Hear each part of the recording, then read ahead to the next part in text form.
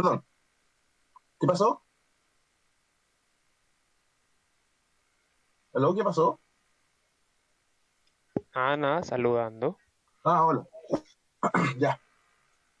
Bueno, vamos a ver entonces con el tema de esta semana, que es Vikingos en América, que es considerado como, entre comillas, la última parte, digamos, de los fenómenos para estudiar dentro del mundo vikingo. En particular por el tema de su, entre comillas, de redescubrimiento. Ojo, ese es un concepto que vamos a ver un poquito si realmente hubo un redescubrimiento o no del tema del tema de los vikingos en América. Bueno, lo primero, el contexto de cómo se da esto. Lo primero es que el término adecuado para investigar este tema, si alguien quiere leer más, digamos, etcétera, es colonización nórdica de las Américas. No se usa el concepto historiográficamente de vikingos en América o colonización vikinga, es colonización nórdica de las Américas. ¿Ya? El periodo se da desde fines del siglo X hasta posiblemente principios del siglo XV. ¿Por qué decimos posiblemente? Porque hay un tramo de tiempo en que no sabemos muy bien qué es lo que sucede con algunos sectores, digamos, y podría darse la posibilidad de que la presencia nórdica en Norteamérica pudiera ser de mucha más larga data de lo que se cree. Y están marcados dentro del proceso de expansión europeo durante el periodo climatológico llamado óptimo medieval, que es el que también se le llama como pequeña edad cálida, digamos. Es justo antes de otro evento climático que se llama la pequeña edad del hielo, que llega allá cerca del 1400-1500, en que las temperaturas bajan ostensiblemente en toda Europa y se afectan cosechas y varias condiciones, digamos, para la sustentación de grandes poblaciones. Ahora, el enfoque, esto es súper interesante porque el estudio siempre se centró desde una perspectiva eurocéntrica, por lo tanto Groenlandia, al ser parte de la corona danesa, entraba dentro del contexto europeo, no así las tierras al oeste. Por eso si ustedes se ponen a buscar en datos antiguos, etcétera, en libros, por ejemplo, previos a los años 60 o algunos de los años 70, se van a encontrar con que cuando hablan de vikingos en América, se refieren solamente a lo que es Terranova, Canadá, etcétera. No, casi no mencionan Groenlandia o no lo mencionan como parte de ese mismo proceso. Hoy en día se considera la colonización de Groenlandia como parte de la colonización de las Américas, en los libros más modernos. De acuerdo a estas conceptualizaciones, se divide el territorio al estudiarlo, que sabemos que son conceptos distintos, digamos. El territorio se estudia, uno es Groenlandia y el otro es Vinland. Este último término, Vinland, agrupa a tres de las tierras descritas en las fuentes. Eh, ¿Quién está escribiendo algo?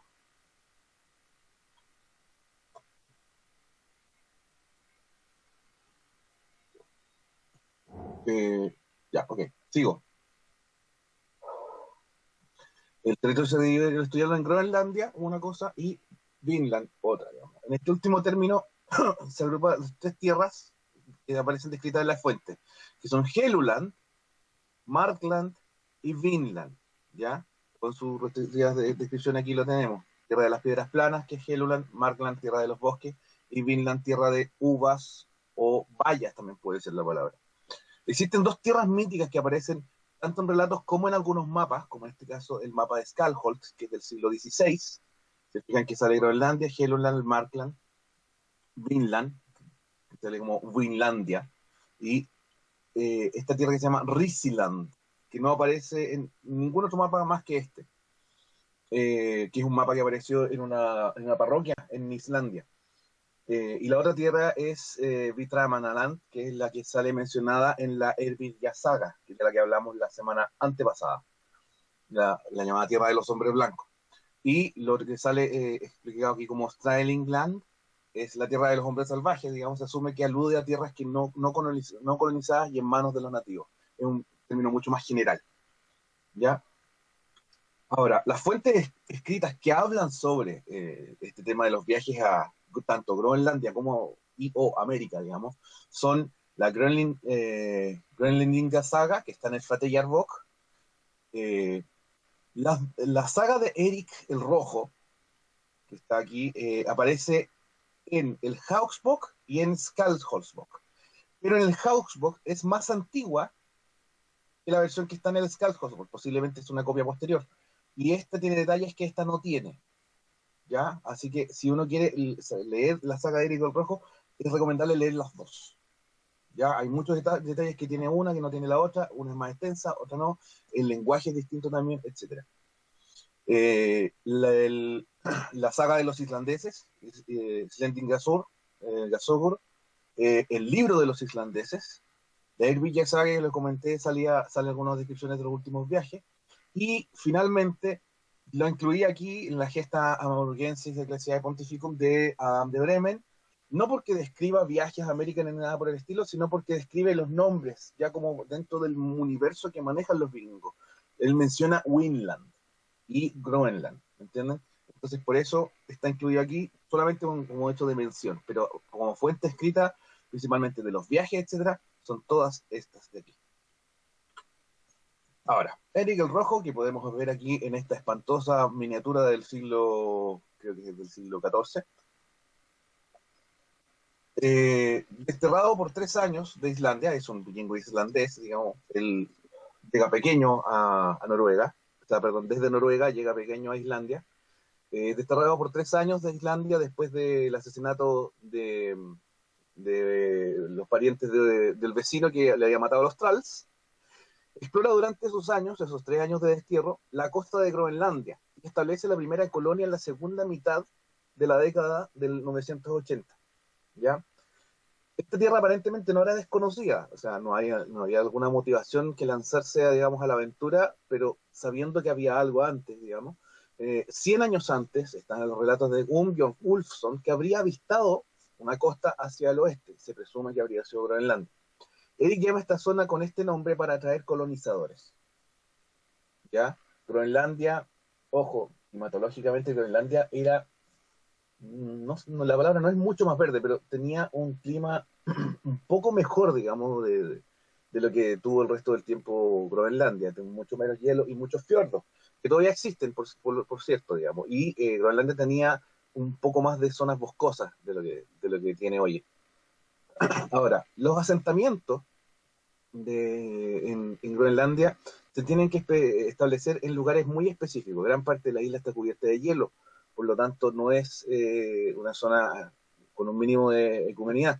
La mayoría de los asentamientos se ubican en el sur de Groenlandia, en varios fiordos que hay en esa zona, y otros asentamientos más pequeños en la costa oeste, directamente un poco más hacia arriba. Estos fiordos están protegidos de la inclemencia del hielo hacia el interior, y entre comillas, ciudad, digamos, la granja, digamos, de Brattahlid, es la más importante. Es el sitio donde vive Eric el Rojo. Al menos 7 asentamientos grandes, digamos, es decir, de más de 40, 50 personas son conocidos.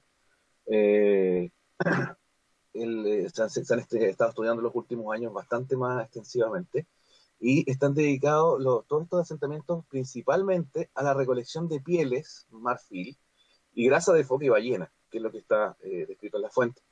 Al menos hay 400 granjas identificadas dentro del trabajo arqueológico y se estima que se podía sostener una población en conjunto de entre 2.000 y 3.000 personas, lo que no es poco, digamos, para considerando la baja cantidad de territorio que se puede ocupar, digamos, de una manera productiva. Llegan a estar organizados de una manera usual, digamos, para los vikingos. Se menciona en las fuentes un thing, y luego ya ingresado al cristianismo, se mencionó el obispado, ubicado en el asentamiento de Garda de 1126. Ahora, Groenlandia está bajo la soberanía de Noruega desde el año 1261. Desde el año 1349 tiene un periodo de una independencia de facto prácticamente, porque nadie estaba mirando, y después bajo la soberanía danesa desde 1380 con la Unión de Kalmar, que es la unión entre Groenlandia y Dinamarca. ¿Ya? La evidencia arqueológica es bastante buena en el caso de Groenlandia. Hay mucho material, bueno, en los asentamientos probablemente tal, pero también hay mucho material fuera de Groenlandia, especialmente piezas de marfil de Morse y fragmentos de narval. ¿Ya? La población es un componente, tiene un componente genético mixto entre nórdico y céltico, la gran mayoría. Y eso da a pensar, uno, o eran esclavos, que venían de las Islas Británicas, por ejemplo, o era población hiberno-nórdica, posiblemente en periodos posteriores, que son las poblaciones de vikingos que viven en las zonas cercanas a Dublín, que están mezclados con la población local. Pero podría ser ya en periodos posteriores.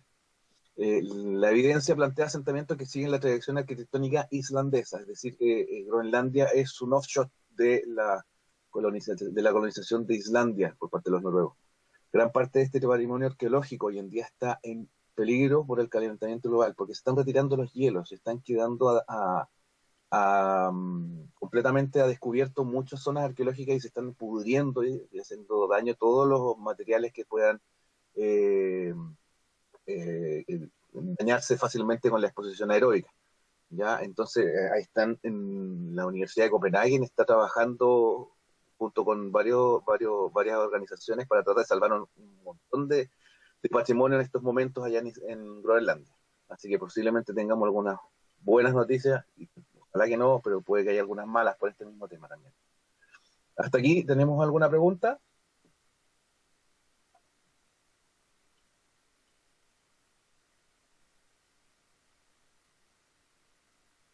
Siga. Ok. Bueno, ahora, la colonia en Groenlandia no duró para siempre, digamos. Tiene un ocaso, digamos, que se puede producir por una multiplicidad de factores. Uno de los que se habla es la sobreexplotación de los recursos de caza, que la foca, la única especie de animal que está todo el año en la zona es la foca de anillos. Y lo que realmente daba buenos réditos, digamos, al asentamiento era el marfil. Las morsas se extinguieron en la zona sur de Groenlandia y disminuyeron mucho sus números en otros sectores. Por lo tanto, eh, ese tipo de commodity que tenían los vikingos en Groenlandia desaparece en un periodo de tiempo relativamente corto. Ahora, los suelos en Groenlandia son suelos kársticos, de pedregoso, no son extremadamente buenos para la agricultura, pero hay buena evidencia de que ellos trataron de hacer todo lo posible por no sobre extender el uso de la tierra, y sin embargo no pudieron evitar, digamos, que los suelos se empobrecieran. Aparentemente hay conflicto con los inuit que están en zonas más costeras más al norte y que empiezan a avanzar hacia el sur, precisamente con esta hielo, y hay un conflicto, digamos, entre estos dos grupos humanos. Hay otra cosa, aparte de la sobreexplotación, que no la puse aquí, que es el tema que muchos de los productos que ellos podían exportar, como en este caso particular el marfil, empezó a ser más fácil traerlo desde África.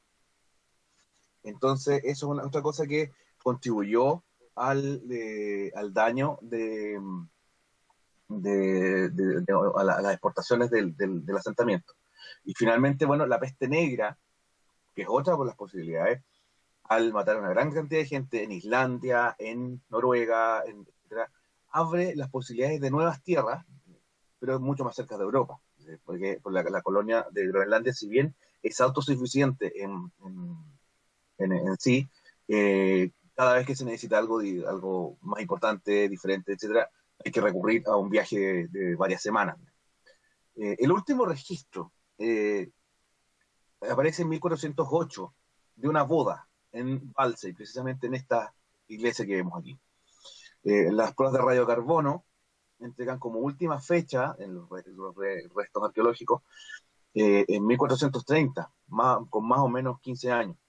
En 1721 recién la corona danesa vino a preocuparse de que tenía esta gente y estos súbditos allá, y preocupados de si todavía seguían siendo cristianos, mandaron una expedición que pasó en ese lugar en 1721 a cargo de Hans Egger, y encuentran solo ruinas. Entonces, es muy probable que en el año 1400, entre el 1408 y 1440, etcétera, la colonia haya desaparecido de Groenlandia. Ahora, vamos con Leif Erikson, otro personaje importante dentro de toda esta cantidad, digamos, de historia. Leif Erikson, también conocido como el Afortunado, es hijo de Erik el Rojo. Se desconoce el lugar de nacimiento, se cree que es Islandia, digamos, pero se cría en Brattahlid, en Groenlandia. El año 999 visita Noruega y se transforma en Hitman del rey Olaf Tryggvason, que le encarga de introducir el cristianismo en Groenlandia. Nuevamente existe un referente previo respecto hacia el oeste, ¿ya? O sea, todos los grandes exploradores van con una noticia previa, digamos, a hacer las exploraciones. Bjarni Herjolfsson las habría avistado tras salirse de curso en un viaje unos pocos años antes, ¿eh? Y nombra las tierras de acuerdo a los nombres ya conocidos. No es ni Erik ni Leif quien le pone los nombres de Helgoland, Markland y Vinland la tierra, es Bjarni Herjolfsson. Existen dos caminos interpretados por las fuentes. En el primero, Leif le compra sus naves a Bjarni y emprende el viaje. Y en el otro, Leif se sale de curso, llega a Vinland y luego vuelve a Groenlandia, donde después está atestiguado en la fuente que se dedica al proceso de la cristianización de la colonia. Eso es, digamos, a grosso modo, quién es Leif. Ahora, Leif hace un viaje que no se sabe con certeza en qué año partió, digamos, pero se sabe que era con 35 hombres y describe Helluland, como la tierra de las piedras planas, como una tierra de baja y boscosa, con buenas playas. Posiblemente sea la isla de Baffin en Canadá, porque la isla de Baffin tiene varias zonas con extensiones de piedras tipo laja. Esa podría ser una de las hipótesis, que esa sería precisamente Helluland. Ahora, está documentado que el 1001 él pasa el invierno en Vinland. Y es ahí donde se describen diversas bayas que se fermentan de manera natural, incluyendo el episodio de la borrachera de uno de los personajes de la saga. A este asentamiento en este lugar se le llama Leifsburg. Existen una serie de berries que crecen naturalmente en esta zona, que efectivamente se fermentan con el tiempo. Entonces, es posible que Leif le haya, digamos, establecido a usar este nombre que le había dado Bjarni antes, de Vinland, en tierra del vino, precisamente para estimular la colonización, etc. Pasó otro invierno allá, en el año 1002, entonces él vuelve sin detallar ningún conflicto con nativos ni nada, ni nada de ese sentido. Ahora, Thorvald Eriksson, que es hermano de Leif, zarpa de Vinland en 1004 con 30 hombres. Pasan el invierno en el lugar donde previamente había parado su hermano. En la primavera atacan a un grupo de 9 nativos que duermen bajo unas canoas. Uno de ellos escapa y vuelve con refuerzos. Y en el ataque, Thorvald es muerto con una flecha. Sería el primer europeo en morir en América y se cree que es el primer conflicto entre europeos y americanos. A pesar de ello, el grupo se queda otro invierno y vuelve a Groenlandia la primavera siguiente. El viaje de Thorvald es el menos descriptivo, ¿ya? Solamente describe los nombres de algunos lugares, pero en sí, precisamente, solamente estos son los únicos hechos bien descritos dentro de la saga. Después está Thorfinn Karlsefni. Thorfinn es cuñado de Leif y Thorvald. Estaba casado con la viuda del hermano más pequeño de los dos hermanos Leif y Thorvald. Parte en viaje en el año 1009, hay fuentes que aseguran que parte con 160, otros con 250 hombres y mujeres. Se instala tras el invierno en un lugar llamado Stramfjord y luego se mueve este asentamiento a un lugar llamado Stramsøy, donde se realiza el primer intercambio pacífico documentado con los nativos. Cueros y pieles de ardilla por telas rojas y leche. Aquí le puse un asterisco porque es muy importante relatar lo siguiente. Ellos entregan estas telas rojas que los nativos las rajan, digamos, y la usan como cintillo, y les dan leche de vaca, porque ellos van con ganado, etc. Y los nativos terminan vomitando. Y esto tiene sentido, porque el mundo indígena americano es un mundo que no tiene la tolerancia a la lactosa desarrollada por el mundo occidental durante milenios. Entonces, esto tiene mucho sentido. Las razones no están del todo claras, pero nativos y vikingos entran en conflicto eventualmente. Una de las sagas dice que fue un toro que asustó a los nativos, otros dicen que fue otro que estaba haciendo chanchullos con los intercambios, etcétera. Ahora, eventualmente entran en conflicto, pero este asunto no pasa a mayores, digamos, y el hijo de Thorfinn nace en esta nueva colonia. Es el primer europeo nacido en América. Ahora, la saga de Eric el Rojo y la saga de los groenlandeses describe Vinland como una área tremendamente amplia, muy vasta, en la cual se establecen varios asentamientos. No estamos hablando solo de uno. La identificación geográfica de los mismos es muy, muy difícil. ¿Ya? Las descripciones son, eh, hay una bahía, una muy buena bahía, y eso la verdad que puede ser cualquier cosa, digamos, cuando uno está tratando de leer, digamos, este tema. Ahora, la riqueza principal de Vinland, como un eh, objetivo, digamos, para los vikingos de colonizar esta zona, es la madera. La madera, como les comentaba, escaseaba bastante en Groenlandia y el apropiarse, digamos, de recursos forestales, digamos, desde América, habría significado un tremendo asset, digamos, para Brattahlid. Ahora, los asentamientos tienen concordancia, lo que se han encontrado, digamos, los sitios arqueológicos, tienen concordancia con el tipo de colonización territorial vikinga, que es decir, granjas, etcétera, y algunos asentamientos que tienen que ver con un propósito específico, como el caso del sitio más importante, que es Lanzamedo, que está lleno de talleres, ¿ya? Y posiblemente era una rada donde se reparaban barcos. Ahora, los viajes a Vinland son bastante caros, digamos, y traen pocos beneficios directos fuera de la madera. Los animales migran hacia el sur además durante el invierno y escasean las pieles y la proteína para pasar el invierno. Es muy complejo. Empiezan a aparecer enfermedades carenciales, etcétera. Groenlandia además no es capaz de soportar la salida constante de su escasa población, tiene apenas 2.000, 3.000 habitantes. Y no puede hacer que el 1% de su población, en el caso que se vayan 200 personas, se vaya a hacer una conquista. ¿Ya? Los Skrælingjar hacen aún más difícil la empresa, digamos, a pesar de que hay posibilidades de intercambio, lo relatado en su momento. Y para el año 1011, aparentemente ya no hay más viajes a Vinland.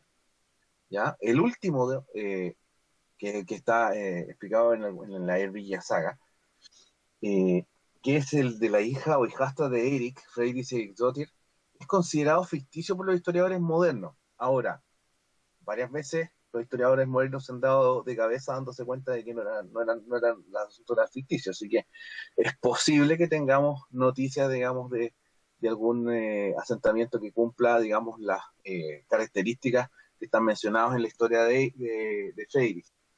Pero de momento Freydis aparece como personaje en el viaje de Thorfinn Skalfeni y en un viaje propio que es considerado ficticio. Ahora, la evidencia arqueológica en esta zona ha aumentado con los años. Está Lancemedo en Terranova, el más importante de todo. Nanook en la isla de Baffin, Nungovik en la isla de Willows y Abayalik en Labrador. Ahora, el primer sitio, como les decía, que es el más importante, ha entregado una cantidad de artefactos bastante grande. Y hay 8 estructuras descubiertas, entre las que les comento. Habían talleres, evidentemente un lugar que podía ser un aserradero o un taller de carpintería. Había restos de hierro, porque lo más probable es que había una fragua. Se encontraba una lámpara de aceite hecha de piedra, una piedra de afilar, el alfiler de broche de bronce, agujas de hueso y pesos de hilador. ¿Ya? Es decir, estamos hablando de una población establecida con ganado, con ovejas, etc. Uno de los elementos más importantes es una serie de nueces blancas americanas, ¿ya? Que han aparecido dentro de estas casas, digamos, de este asentamiento, pero es una especie que crece mucho más al sur, mucho, mucho más al sur, cerca de Maine, Nueva York.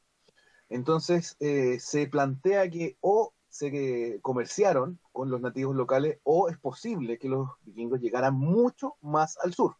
De hecho, en la saga se menciona que el asentamiento más al sur es uno que se llama Hof, pero no se ha encontrado todavía algún sitio arqueológico que se ajuste, digamos, a las magras descripciones de lo que es Hof. Así que el L'Anse Meadow es el sitio más importante que uno quiere estudiar y trabajar, digamos, este tipo de asentamientos en América. Es el mejor ejemplo, digamos, y hay mucha buena documentación para trabajar. Ahora, los viajes a Vinland no son olvidados, ¿ya? Dentro del mundo europeo. Se consideran leyendas. Groenlandia se sabe que existe, se sabe que hay una población, etcétera, pero en sí, Vinland, propiamente tal, queda dentro del ámbito legendario. Ahora, la peste negra borra completamente cualquier posibilidad de rehacer estos viajes porque la población se ruraliza. Entonces dejan de haber grandes cantidades de marineros con los cuales trabajar, etcétera, patrones de barco, y por supuesto la economía se resiente y no se puede financiar un tipo de expediciones de ese tipo. Un poco más adelante ya la Liga Hanseática, que es un grupo de comerciantes de todo el Mar del Norte y Báltico, alemanes, suecos, daneses, etcétera, tienen el monopolio económico del comercio y no están dispuestos a abrir rutas costosas y que sean poco seguras, además. Y algo súper importante, se pierde la tecnología naval adecuada para hacer ese tipo de viajes, que son cruzando grandes extensiones de un mar bastante complejo, digamos, y que necesitas una nave que sea capaz de moverse en esas condiciones. Ahora, en el año 1497, Giovanni Caboto, conocido como John Cabot en inglés, al servicio de Inglaterra, explora tierras que, de acuerdo a la cartografía, serían Terranova y Labrador. ¿Ya? Ahora, esto llega a oídos de la corte portuguesa. En 1498, Manuel I de Portugal propone al rey Hans de Dinamarca una expedición utilizando la tecnología portuguesa con financiamiento danés, usando la ruta de Leif Erikson. Son las últimas veces que se trata de usar estas mismas rutas. Gaspar de Corte Real es el capitán encargado. La intención es tomar la tierra que le correspondería a Portugal por el Tratado de Tordesillas. Y recuerdan que hace una división de América, digamos.